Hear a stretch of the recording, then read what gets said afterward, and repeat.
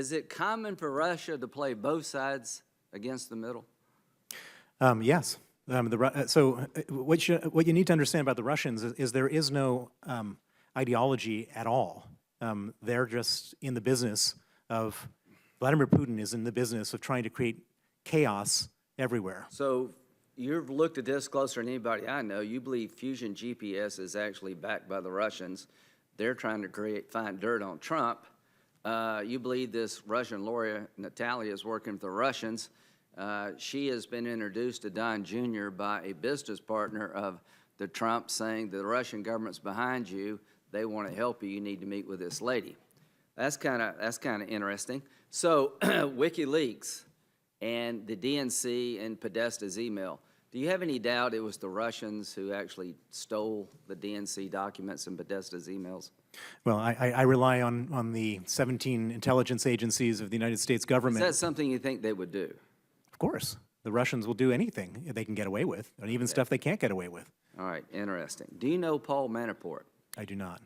Have you ever heard of Paul Manafort? I have. He represented Russia's puppet in the Ukraine. Are you familiar with that? I am indeed. Are you familiar with his profile? Yes. That he was intricately involved in the Putin world. Yes.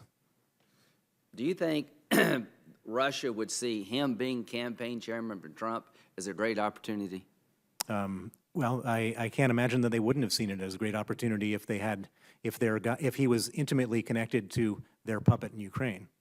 Do you think there's any chance at all that meeting in June, that somebody didn't call the Russian intelligence services to explain what went on?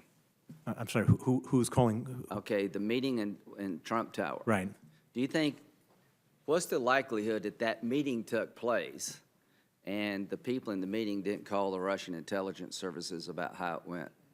Well, I can tell you with 100% certainty that the Russian intelligence services would have been aware of that meeting in advance as they were plotting it out. There would have been weeks spent studying how to best achieve the results in that meeting. The purpose of the meeting is not about adoptions, but try to get the Trump world friendly to the idea of repealing the Magnitsky Act or removing people from the list. Yes. You believe that's the purpose of the meeting? I believe that was the purpose of the meeting. I'm 100% certain that in the Trump world of June 2016, they probably didn't know that adoptions meant Magnitsky Act.